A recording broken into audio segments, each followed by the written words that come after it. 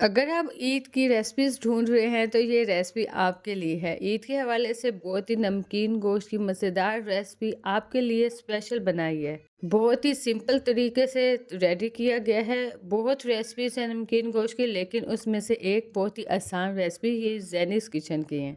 It's me Zainab, आप देख रहे हैं ज़ैनिस किचन एंड व्लॉग।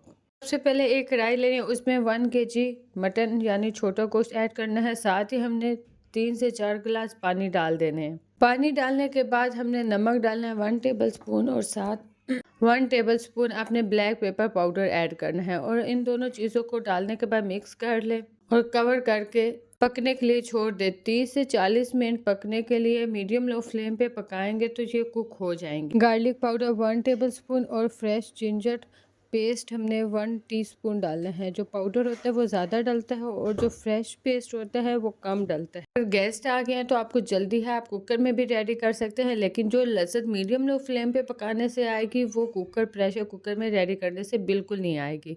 अक्सर लोग इमली डालते हैं और टमाटर डालते हैं, इन चीज़ों का फ़ायदा नहीं है। अगर आपको खटास करनी है तो ऊपर लेमन स्क्वीज़ करें और इंजॉय करें। ये सारा ड्राई कर लेना है, बुनाई कर लेनी है। जैसे ही आप देख सकते हैं ऑयल बाहर आ गया है, अब हमारा बहुत ही टेंडर और जूसी हमारा मटन नमकीन गोश्त रेडी हो गया है।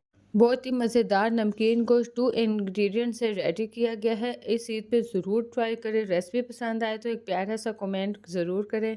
नमकीन गोश्त बनाना कोई मुश्किल काम नहीं है। अगर आप भी फर्स्ट टाइम इस ईद पे बनाना चाहते हैं तो ये रेसिपी मेरी रेसिपी से बनाएं। और अगर इस चटनियों की रेसिपीज़ आप जानना चाहते हैं तो डिस्क्रिप्शन में मेंशन है। ज़रूर चटनी की वीडियोस को वॉच करें और अपनी ईद को स्पेशल बनाएं। अपने प्यारों के साथ खुशियाँ बांटें और खुद भी खुश रहें।